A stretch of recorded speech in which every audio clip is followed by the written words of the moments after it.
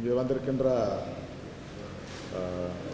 இலங்கைக்கான இந்திய தூதுவர், அதே போல் இந்தியாவுக்கான இலங்கை தூதுவராக போகின்ற திரு மிலிந்த மொரகட, அதே போல் எங்களுடைய இந்திய தூதுவர் திரு பாக்லே, கௌரவ தேவராஜ், முத்துகிருஷ்ணன், எங்களுடைய சுந்தர்லிங்கம் மற்றும் உதவி தூதுவர்கள் அனைவருக்கும் என்னுடைய வாழ்த்துக்களை முதலிலே தெரிவித்துக் கொள்கின்றேன். இன்றைய தினம் ஒரு முக்கியமான நிகழ்வு. இலங்கையிலே இருக்கின்ற ஒரு புனித கல் ஒரு அடிக்கல் நாட்டுவதற்கான அயோத்திக்கு அனுப்பப்படுகின்ற ஒரு வைபவமாக இது இருந்திருக்கின்றது. ஆகவே இந்த வைபவம் என்பது மிக சிறிதாக இருந்தாலும் கூட இதனுடைய பெருமை மிக அதிகமாக இருக்கின்றது என்று நாங்கள் சொல்லலாம். அந்த வகையிலே இதற்கான முழு ஆரம்ப முயற்சியை எடுத்த திரு முத்துகிருஷ்ணன் அவர்களுக்கும், அதே போல் திரு கே.பி. தேவராஜ் அவர்களுக்கும், திரு சுந்தர்லிங்கம் அவர்களுக்கும் எனது நன்றியை தெரிவித்துக் கொள்கின்றேன். இந்த கல் கிட்டத்தட்ட 2000-3000 வருடங்களுக்கு முன்பு அந்த கோவில் ஆரம்பிக்கப்பட்டிருந்தாலும் எங்களுடைய அடிப்படையில், அதாவது நாங்கள் இந்த கோவிலுடைய புனருத்தாரணம் செய்யும் பொழுது 1908ஆம் ஆண்டு இந்த கல் அங்கே இருந்ததாக ஒரு சான்றிதழ் இருக்கின்றது. ஆகவே தான் இந்த புனித கல்லை நாங்கள் அங்கு அனுப்புவதற்கான நடவடிக்கை எடுத்திருக்கின்றோம். I take this opportunity to thank both excellencies here and Honorable Devaraj, former minister, and Mr. Muthukarasan, who initiated this program in Sri Lanka, and Mr. Sundarlingam also. So this was the stone we found 2,000-3,000 years ago. But even though we found some documents in the Sitaliya temple, 1908, 1908, year of 1908. So there only we found some documents, and we found this stone also in the temple, and we kept there as a separate stone. So thereafter the trustee of this Mr. Muthukarshana and Devaraj and Sundarlinga was talking about to send these stones to India. So we donated to Majrabadi temple, and they were having the function in here today. I think in future the connection about the Ramayana, Honorable Devaraj has explained that. So in future also we would have a cooperate with the Indian government and Sri Lankan government historically, not only now, historically. So the Rama has come to Sri Lanka, Sita was kept in the Sitaliya area, and Hanuman was found, and he fired on entire area. Even now you can see that area is black soils. They are the Sitaliya Norelia area. So these are the historical history. So I don't like to take much more of time.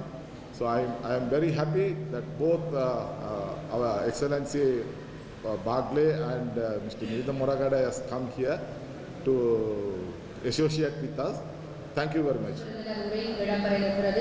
இலங்கைக்கான இந்திய தூதுவர் திரு கோபால் பாக்லே அவர்களை அன்போடு அழைக்கின்றோம். Swamiji, the head of Ramakrishna Mission here. Excellency Mr. Milinda Moragada, my good friend and High Commissioner designate to India. Excellencies, members of Parliament, former ministers, the colleagues who are to go to Mumbai and Chennai respectively to take up their assignments, trustees and the management of this significant Kovel. Vanakkam, Namaskar, Ayubovan, good morning.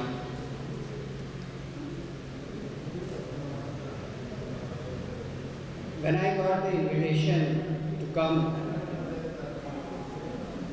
to this ceremony to hand over this stone which will go from Sri Lanka to India, and I think that responsibility falls on the strong shoulders of the High Commissioner designate. I thought that what a way divinity has to create many links and to keep reinforcing those links from time to time. Honorable Devraj ji mentioned about various versions of Ramayana the world over. Kamban Ramayana, Valmiki, Ramcharitmanas, Indonesia, Southeast Asia, all over the place. In Ramcharitmanas, written by Tulsidas about 500 years ago, there is one verse which speaks about various forms of praising the Lord, the Almighty, and how different people belonging to different places and time, they do it in their own way. It is in Avadhi, it's a brief one. Hari Ananta, Hari Katha Ananta, Kahahi Sunahi Bahu Vidhi Sab Satta. That divinity, Hari, the God, the Almighty, is infinite, Ananta. His story, his tales, his Leela is also infinite. Hari Katha Ananta. Kahahi Sunahi Bahu Vidhi Sab Santa. His devotees, the saints, the followers, the worshippers, they narrate and they listen the God's glorious tales in many ways, in many times. As the High Commissioner of India to Sri Lanka, it is my singular privilege and good fortune to witness another chapter being written in the long and imperishable tale of the relations between the two countries, but also another link between the people of the two countries. When this sacred, sanctified stone travels to India, and I must thank the High Commissioner Designate and my good friend Milinda ji for his kind gesture to do that. It will form one more pillar in the strong relations between the peoples of the two countries.